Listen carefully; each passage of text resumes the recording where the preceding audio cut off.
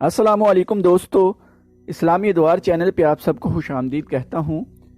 آج میں آپ کے لیے شمشیر بے نیام کی 64ویں ایپیسوڈ لے کے آیا ہوں۔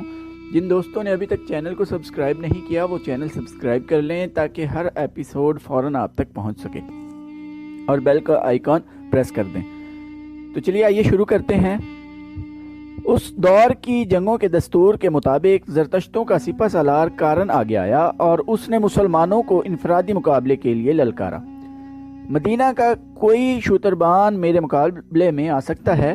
اس نے دونوں فوجوں کے درمیان آ کر اور للکار کر کہا، میرے مقابلے میں آنے والا یہ سوچ کر آئے کہ میں شہنشاہ فارس کا سپہ سالار ہوں۔ میں ہوں تیرے مقابلے میں آنے والا۔ خالد رضی اللہ عنہ نے اپنا گھوڑا آگے بڑھایا اور للکارے، کارن آ اور اپنے سالار حرمز کے قتل کا انتقام لے، میں ہوں اس کا قاتل۔ خالد رضی اللہ عنہ ابھی کارن سے کچھ دور ہی تھے کہ خالد رضی اللہ عنہ کے عقب سے ایک گھوڑا تیزی سے آیا اور خالد رضی اللہ عنہ کے قریب سے گزر گیا۔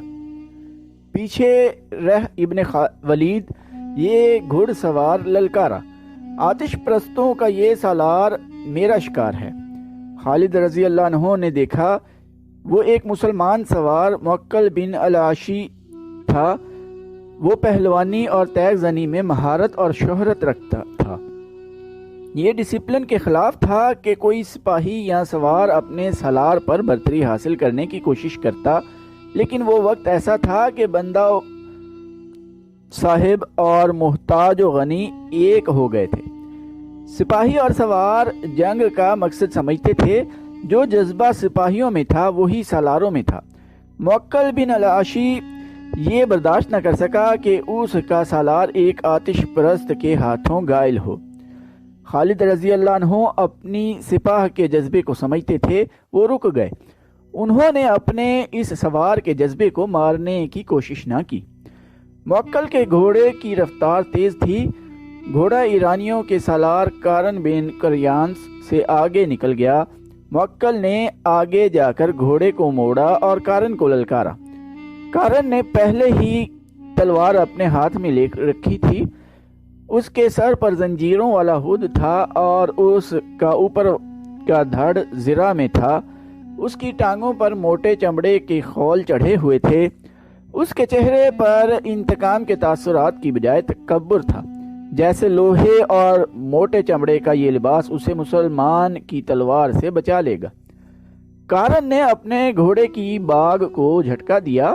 دونوں کے گھوڑے ایک دوسرے کے ارد گرد ایک دو چکر لگا کر آمنے سامنے آ گئے۔ اے آگ کے پوجنے والے، موکل نے بڑی بلند آواز سے کہا، میں سپاہی ہوں، سالار نہیں ہوں۔ کارن بن کریانس کے چہرے پر رعونت کے آثار اور زیادہ نمایاں ہو گئے۔ دونوں گھوڑے ایک دوسرے کی طرف بڑھے۔ ان کے سواروں کی تلواریں بلند ہوئیں۔ پہلے وار میں تلواریں ایک دوسری سے ٹکرائیں اور دونوں سوار پیچھے ہٹ گئے۔ گھوڑے ایک بار پھر ایک دوسرے کی طرف آئے۔ تلواریں ایک بار پھر ہوا میں ٹکرائیں۔ اس کے بعد گھوڑے پیچھے ہٹ اور گھوم گھوم کر ایک دوسرے کی طرف آئے۔ دونوں سوار ایک دوسرے پر وار کرتے رہے۔ آخری بار کارن نے تلوار بلند کی۔ موکل نے وہ وار روکنے کی بجائے اس کی بغل کو ننگا دیکھا تو تلوار برچھی کی طرح اس کی بغل میں اتنی زور سے ماری کہ تلوار کارن کے جسم میں دور تک اتر گئی۔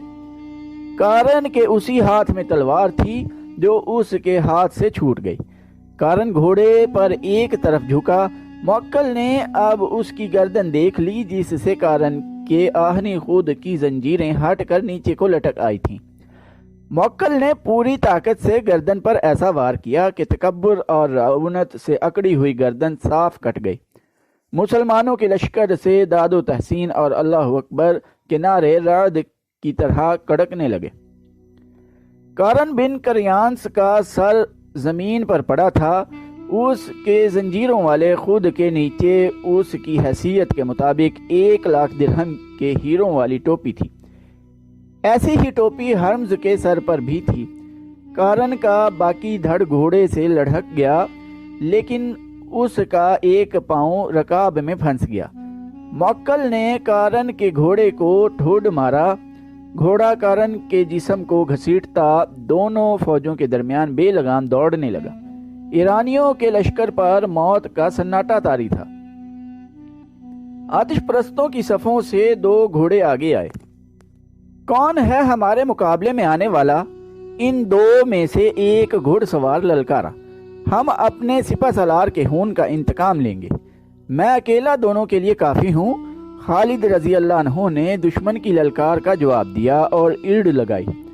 انہیں للکارنے والے دونوں ایرانی سالار قباز اور انوشجان تھے۔ اچانک خالد کے عقب سے 2 گھوڑے آئے جو اس کے دائیں بائیں سے آگے نکل گئے۔ خالد رضی اللہ عنہ کو ایک کی للکار سنائی دی، پیچھے رہو ولید کے بیٹے، ان دونوں سالاروں نے ہمارے ہاتھ دیکھے ہوئے ہیں، اب ہم انہیں بھاگ نکلنے کی مہلت نہیں دیں گے۔ خالد رضی اللہ عنہ کے لشکر کے دوسرے سوار نے کہا۔ خالد رضی اللہ عنہ نے دیکھا یہ دونوں سوار جو اس کے قریب سے گزر کر دشمن کے مقابلے میں چلے گئے تھے، اس کے لشکر کے دائیں اور بائیں کے پہلوؤں کے سالار عاصم بن عمرو اور عدی بن حاتم تھے۔ ان دونوں نے کپڑوں کا لباس زیب تن کر رکھا تھا اور وہ جن کے مقابلے میں گئے تھے وہ سر سے پاؤں تک لوہے میں ڈوبے ہوئے تھے۔ مسلمان سالاروں کو اپنے اللہ پر بھروسہ تھا اور آتش پرست اس زرہ پر یقین رکھتے تھے جو انہوں نے پہن رکھی تھی۔ انہیں معلوم نہ تھا کہ تلوار کے وار کو آہن نہیں عقیدہ روکا کرتا ہے۔ دونوں طرف تجربہ کار سالار تھے جو تیغ زنی کی مہارت رکھتے تھے۔ ان کی تلواریں ٹکرانے لگیں۔ مسلمانوں کی تلواریں آتش پرستوں کی زرہ کو کاٹنے سے قاصر تھیں، اس لیے وہ محتاط ہو کر وار کرتے تھے تاکہ تلواروں کی دھاڑ کو نقصان نہ پہنچے۔ عاصم اور عدی اس طاق میں تھے کہ دشمن کا کوئی نازک اور غیر محفوظ جسم کا حصہ سامنے آئے تو وہ معقل کی طرح وار کریں۔ آخر ان دونوں نے باری باری معقل کی ہی طرح اپنے اپنے دشمن کے قریب جا کر انہیں موقع دیا کہ وہ اوپر سے تلوار کا وار کریں۔ آتش پرستوں کے دونوں سالاروں نے وہی غلطی کی جو کارن نے کی تھی۔ انہوں نے بازو اوپر کیے اور تلواریں اون کی بغلوں میں داخل ہو گئیں اور دونوں کی تلواریں گر پڑیں۔ خالد رضی اللہ عنہ نے جب دیکھا کہ زرتشتوں کا سپہ سالار مارا گیا اور اس کے بعد اس کے وہ دونوں سالار بھی جنہیں اپنے لشکر کو منظم طریقے سے لڑانا تھا مارے گئے ہیں، تو خالد رضی اللہ عنہ نے اپنے لشکر کو حملے کا حکم دے دیا۔ ایرانیوں کے لشکر میں وہ سپاہی بھی شامل تھے جو اپنے دلوں پر مسلمانوں کی دہشت لیے ہوئے جنگ سلاسل سے بھاگے تھے۔ اب انہوں نے اپنے 3 سالاروں کو مرتے دیکھا تو ان کی دہشت میں اضافہ ہو گیا۔ انہوں نے یہ دہشت اپنے سارے لشکر پر طاری کر دی۔ لشکر کا حوصلہ تو پہلے ہی مجروح ہو چکا تھا، یہ لشکر مقابلے کے لیے بہرحال تیار ہو گیا۔ ایرانیوں کو یہ فائدہ حاصل تھا کہ ان کے پیچھے دریا تھا جس نے ان کے عقب کو محفوظ رکھا ہوا تھا۔ اس دریا کا دوسرا فائدہ انہیں یہ نظر آ رہا تھا کہ اس میں بڑی کشتیاں بندھی ہوئی تھیں جو لشکر کے ساتھ آئی تھیں۔ پسپا ہونے کے لیے ان کشتیوں نے ان کا کام آنا تھا۔ انہیں یہ ڈر بھی نہ تھا کہ مسلمان تعاقب میں آ سکیں گے۔ خالد رضی اللہ عنہ کے حملے کا انداز ہلہ بولنے والا یا اندھا دھند ٹوٹ پڑنے والا نہیں تھا۔ انہوں نے ایک ہی بار اپنے تمام دستے جنگ میں نہ جھونک دیے۔ انہوں نے قلب کے دستوں کو باری باری آگے بھیجا اور انہیں ہدایت یہ دی کہ وہ دشمن کی صفوں کے اندر نہ جائیں بلکہ دشمن کو اپنے ساتھ آگے لانے کی کوشش کریں۔ اس کے ساتھ ساتھ خالد رضی اللہ عنہ پہلوؤں کو اس طرح پھیلاتے چلے گئے کہ وہ دشمن پر پہلوؤں سے حملہ کر سکیں۔ دشمن کے سپہ سالار اور 2 سالاروں کی لاشیں گھوڑوں کے سموں تلے کچلی مسلی گئی تھیں۔ یہ فارس کی شہنشاہی کا غرور تھا جو مسلمانوں کے گھوڑوں تلے کچلا جا رہا تھا۔ اس صورتحال میں آتش پرستوں کے حوصلے مر سکتے تھے، بیدار نہیں ہو سکتے تھے۔ مسلمانوں کے نعرے اور ان کی للکار ان کے پاؤں اکھاڑ رہی تھی۔ زرتشت کے پجاریوں، اللہ کو مانو، ہم ہیں محمد صلی اللہ علیہ وآلہ وسلم کے شدائی، اور اللہ اکبر کے نعروں سے فضا کانپ رہی تھی۔ جوش و خروش تو مسنا بن حارثہ کے سواروں کا تھا، ان کی للکار الگ تھلگ تھی۔ اپنے غلاموں کی ضرب دیکھو، آج ظالموں سے خون کا حساب لیں گے۔ بلاؤ ارد شیر کو، زرتشت کو آواز دو۔ ایرانی سپاہ کے حوصلے جواب دینے لگے۔ ان کی دوسری کمزوری نے ان کے جسم توڑ دیے۔ یہ کمزوری ان کے ہتھیاروں کا اور زرہ کا بوجھ تھا۔ وہ تھکن محسوس کرنے لگے۔ خالد رضی اللہ عنہ نے جو اپنی سپاہ کے ساتھ سپاہیوں کی طرح لڑ رہے تھے، بھانپ لیا کہ آتش پرست ڈھیلے پڑتے جا رہے ہیں۔ انہوں نے جس شدت سے مقابلے اور جوابی حملوں کا آغاز کیا تھا، اس شدت میں نمایاں کمی نظر آنے لگی۔ خالد رضی اللہ عنہ نے اپنے قاصد پہلوؤں کے سالاروں عاصم اور عدی کی طرف اس حکم کے ساتھ دوڑا دیے کہ اپنے اپنے پہلوؤں کو اور باہر لے جا کر بیک وقت دشمن کے پہلوؤں پر حملہ کریں۔ اس کے ساتھ ہی خالد رضی اللہ عنہ نے قلب کے پیچھے رکھے ہوئے محفوظ کے دستے کو دشمن کے قلب پر حملے کا حکم دے دیا۔ ان دستوں کو جو پہلے موج در موج کے انداز سے حملے کر رہے تھے، خالد رضی اللہ عنہ نے پیچھے ہٹا لیا تاکہ وہ جوش و خروش میں ایسی تھکن محسوس نہ کرنے لگیں جو ان کی برداشت سے باہر ہو جائے۔ ایرانی لشکر مسلمانوں کے نئے حملوں کی تاب نہ لا سکا۔ ان کا جانی نقصان بہت ہو چکا تھا۔ اب وہ بکھرنے لگے۔ مسلمانوں نے دیکھا کہ پیچھے جو ایرانی سپاہی تھے وہ دریا کی طرف بھاگے جا رہے تھے۔ اس وقت مسلمانوں کو وہ کشتیاں دکھائی دیں جو سینکڑوں کی تعداد میں دریا کے کنارے بندھی تھیں۔ کشتیاں توڑ دو، ایک مسلمان کی للکار سنائی دی۔ دشمن بھاگنے کے لیے کشتیاں ساتھ لایا ہے، ایک اور للکار سنائی دی۔ جب یہ للکار خالد رضی اللہ عنہ تک پہنچی تو انہوں نے دائیں بائیں قاصد اس حکم کے ساتھ دوڑا دیے کہ دشمن کے عقب میں جانے کی کوشش کرو اور اس کی کشتیاں توڑ دو یا ان پر قبضہ کر لو۔ قبضہ کر لینے کی صورت میں یہ کشتیاں خالد رضی اللہ عنہ کے لشکر کے کام آ سکتی تھیں، انہیں بھی دریا پار کرنا تھا۔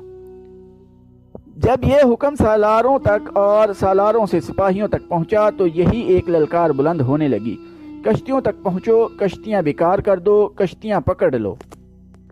اس للکار نے آتش پرستوں کا رہا سہا دم خم بھی توڑ دیا۔ زندہ بھاگ نکلنے کا ذریعہ یہی کشتیاں تھیں جو مسلمانوں نے دیکھ لی تھیں۔ ایرانیوں نے لڑائی سے منہ موڑ کر کشتیوں کا رخ کیا۔ وہ ایک دوسرے سے پہلے کشتیوں میں سوار ہونے کے لیے دھکم پیل کرنے لگے۔ ان کی حالت ڈری ہوئی بھیڑوں کی مانند ہو گئی جو ایک دوسری کی آڑ میں چھپنے کی کوشش کیا کرتی ہیں۔ ایرانی سپاہیوں نے کشتیوں پر سوار ہونے کے لیے گھوڑے چھوڑ دیے، حالانکہ کشتیاں اتنی بڑی تھیں کہ ان پر گھوڑے بھی لے جائے جا سکتے تھے۔ یہ تھا وہ موقع جب مجاہدین اسلام کے ہاتھوں آتش پرستوں کا قتل عام شروع ہو گیا۔ وہ کشتیوں میں سوار ہونے کی کوشش میں کٹ رہے تھے۔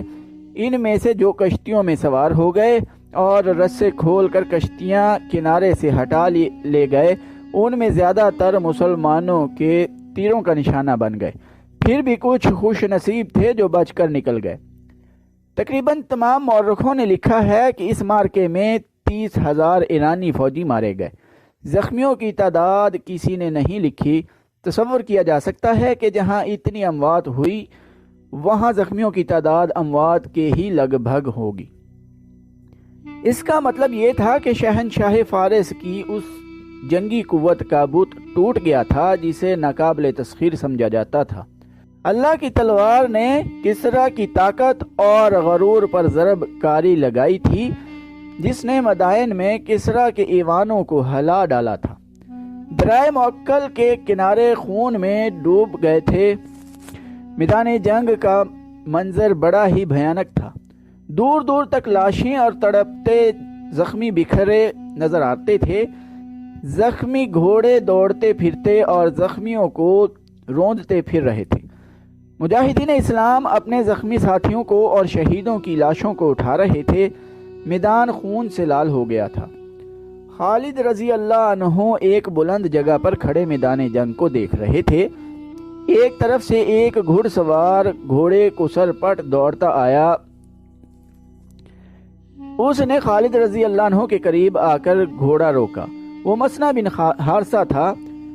گھوڑا خالد رضی اللہ عنہ کے گھوڑے کے پہلو کے ساتھ کر کے مسنا گھوڑے پر ہی خالد رضی اللہ عنہ سے بغل گیر ہو گیا۔ ابن ولید مسنا نے جذبات سے لرزتی ہوئی آواز میں کہا، میں نے آج مظلوم مسلمانوں کے خون کا انتقام لے لیا ہے۔ ابھی نہیں ابن حارثہ، خالد نے بڑے سنجیدہ لہجے میں کہا، ابھی تو ابتدا ہے، ہمارے لیے اصل خطرہ اب شروع ہوا ہے۔ کیا تم نے ان کشتیوں کی تعداد نہیں دیکھی؟ کیا تم نے نہیں دیکھا کہ یہ کشتیاں کتنی بڑی اور کتنی مضبوط تھیں؟ اور تم نے یہ بھی دیکھا ہوگا کہ فارسیوں کے پاس ساز و سامان کس قدر زیادہ ہے، ان کے وسائل بڑے وسیع ہیں۔ ہم اپنے وطن سے بہت دور آ گئے ہیں، ہمیں اب انہی سے ہتھیار اور رسد چھین کر اپنی ضرورت پوری کرنی ہے۔ یہ کام آسان نہیں ابن حارثہ، اور میرے لیے یہ بھی آسان نہیں کہ میں ان دشواریوں اور محرومیوں سے گھبرا کر یہیں سے واپس چلا جاؤں۔ ہم واپس نہیں جائیں گے ابن ولید، مسنا نے پرعزم لہجے میں کہا۔ ہمیں کسریٰ کے ایوانوں کی اینٹ سے اینٹ بجانی ہے، ہمیں ان آتش پرستوں پر یہ ثابت کرنا ہے کہ جھوٹے خدا کسی کی دستگیری نہیں کر سکتے۔ تو دوستو، آج کی ایپیسوڈ ادھر ہی ختم کرتے ہیں۔ چینل کو سبسکرائب کرنا نہ بھولیے گا، لائک، کمنٹ اور شیئر بھی ضرور کیجیے گا۔ ٹائم دینے کے لیے شکریہ۔ اللہ حافظ۔